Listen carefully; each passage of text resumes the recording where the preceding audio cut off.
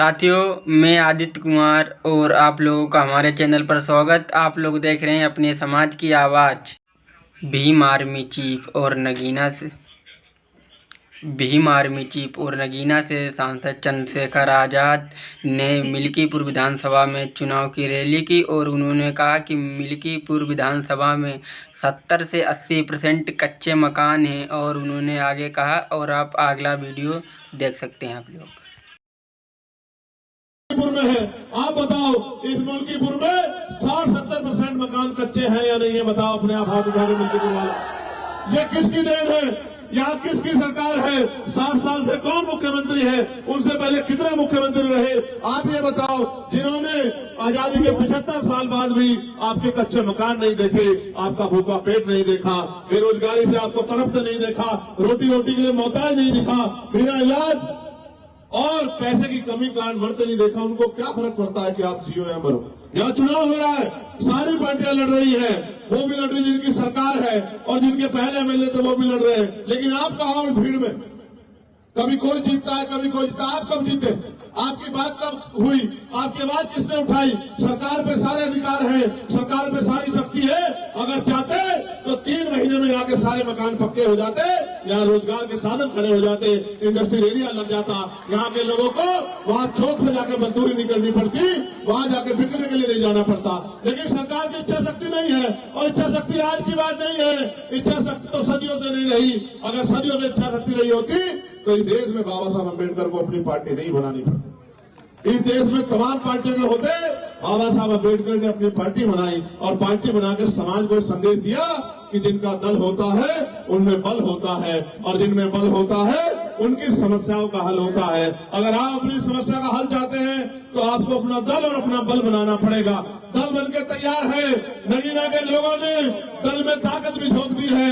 इस बार बारी मिल्कीपुर की है, मिल्कीपुर वाले भी इस बार ताकत झोंक दो, फिर आप देखना जिस तरह पार्लियामेंट में चंद्रशेखर आजाद आपकी आवाज उठाते हैं, उसी तरह लखनऊ की विधानसभा में सूरज चौधरी दहाड़ के आपके क्षेत्रों के लिए लड़ने का काम करेंगे। इस क्षेत्र में न सड़कें अच्छी, न बिजली पानी की व्यवस्था अच्छी, न कोई पूछने वाला है, और जिस तरह से निजीकरण हो रहा है, मुझे नहीं लगता कि अगले 10 साल बाद कोई सरकारी नौकरी भी रहेगी। 400-500 रुपए की मेहनत मजदूरी करके आप मुख्य धारा में नहीं जुड़ सकते हो। मेरे लोगों, जो मजदूरी कर रहे हैं उनको देख लो, घर बनाने में उनके जूते खिंच गए हैं। मुख्य धारा में जुड़ने के लिए आपको रोजगार चाहिए, पक्की नौकरी चाहिए, आपको लोन भी मिलना चाहिए जिससे आप उद्योग धंधे लगा सको, आपको अच्छी शिक्षा मिलनी चाहिए, अच्छा हेल्थ सिस्टम यहाँ बनना चाहिए। लेकिन मैं जानता हूँ ये सरकार समझती है कि अगर हेल्थ सिस्टम अच्छा हुआ तो ये जो प्राइवेट हॉस्पिटल है, यहाँ जो महंगा इलाज हो रहा है, वो इलाज कोई नहीं लेगा। जब सरकारी अस्पताल में अच्छा इलाज आ जाएगा तो लोगों की जेब कैसे काटोगे? एक तो महंगाई का दौर, ऊपर से बड़े प्राइवेट स्कूल। गरीब तो जाता सरकारी स्कूल में जहाँ पढ़ाई के नाम पे खाना पूर्ति है, और अमीर जाता है प्राइवेट स्कूल में जहाँ अच्छी पढ़ाई हो रही है। यानी कि गरीबों के आगे बढ़ने के सारे रास्ते सरकार बंद कर रही है, और आरक्षण की बात रोज करते रहते हैं। क्या करेंगे आरक्षण का जब पक्की नौकरी नहीं होगी? क्या करेंगे आरक्षण का जब सरकारी नौकरी नहीं होगी? आज तो पिछड़े वर्ग के लोग, बहुत बड़ी आबादी यहाँ रहती है, पिछड़े वर्ग के लोग अपने दिल पे हाथ रख के पूछे कि इन सरकारों ने आपको क्या दिया है? जिनकी 52% आबादी थी उनको 52% हिस्सेदारी मिलनी चाहिए थी। 52% आबादी को 12, 14, 15% हिस्सेदारी भी सही तरह नहीं मिल रही, और कोई पूछने वाला नहीं है। पहले पुलिस की भर्ती आती थी, टीचर की भर्ती आती थी, पटवारी सेक्रेटरी की भर्ती आती थी, 4th क्लास की चपरासी की भर्ती आती थी। आज तो अगर कोई आता है तो बस हमारी आहें और हमारा दर्द जो हम एक दूसरे से सुनते हैं, कोई पूछने वाला नहीं है। मैं तो धन्यवाद दूंगा सूरज चौधरी का कि विगत कितने सालों से वो इस क्षेत्र की सेवा कर रहे हैं। हालांकि बड़ी पार्टियों ने उनको नकार दिया, बड़े पैसे वाले साधन वाले लोगों ने उनकी अहमियत को नहीं समझा, लेकिन आजाद समाज पार्टी मेहनत करने वाले लोगों की कदर करती है, लड़ने वाले लोगों की कदर करती है। इसलिए हमने तय किया कि भाई सूरज चौधरी जी को हम लोग मौका देंगे, और सूरज चौधरी जी यहाँ से जीत के अगर जाएंगे तो आपकी आंखों में आंसू नहीं आने देंगे, आपकी आवाज उठाने का काम करेंगे। मैं जो आपसे कह रहा था, जब मैंने इस बार तुम पे कुछ बात कही थी तो मेरी बात को जरूर किया गया। लेकिन आप तो महामंडलेश्वर बोल रहे हैं कि प्रशासन के निकम्मेपन की वजह से, सरकार के निकम्मेपन की वजह से ये घटनाएं हुई है। आज सरकार के पास उनका जवाब है।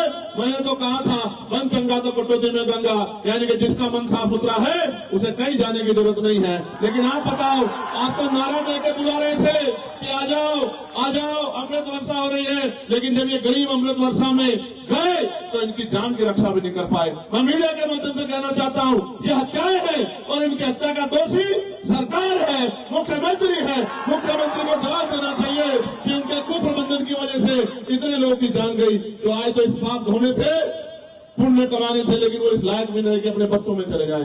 किसी की बच्ची चली गई, किसी की मां चली गई, किसी का बेटा चला गया, और सब लोग मिलके आज गरीबों की लाशों में हंस रहे हैं। इसलिए मैं आपसे कहना चाहता हूं, ये सरकार सबको दे सकती है, लेकिन आपको इज्जत की जिंदगी नहीं दे सकती है। ये सरकार वादे करती है, 2022 में कहा किसानों की आय दुगनी कर देंगे, फिर कहा सिलेंडर 500 का दे देंगे, फिर कहा इतनी नौकरी दे देंगे। अगर मैं याद गलत नहीं हूं तो अभी प्रयागराज में यूपीएससी के बाद कितने बच्चे आंदोलन कर रहे थे, 4 दिन तक एक नौकरी नहीं दी मुख्यमंत्री ने। और जो भर्तियां थी, 69,000 शिक्षक भर्ती का घोटाला, 20,000 पदों पर दलित पिछड़े वर्ग के बच्चों का अधिकार छीनने का काम इस सरकार ने किया। पटवारी की भर्ती में घोटाला, पुलिस की भर्ती में घोटाला, कोई पूछने वाला नहीं है। जिन गरीबों पर आज तक मकान नहीं पहुंचे उनकी हालत कैसी होगी, वो अपने बच्चों की सम्मान की रक्षा कैसे करते होंगे। जिनका रोजगार नहीं पहुंचा वो खाते क्या होंगे और वो अपने घर को चलाते कैसे होंगे। क्या गरीब हमेशा गरीब रहेगा? क्या गरीब हमेशा अपमानित होता रहेगा? क्या इन गरीबों के लिए इनकी आवाज उठाने वाला कोई नहीं है? ये आवाज उठाने में कहीं ना कहीं चूक हमारी भी है, क्योंकि बाबा साहब अम्बेडकर तो अपने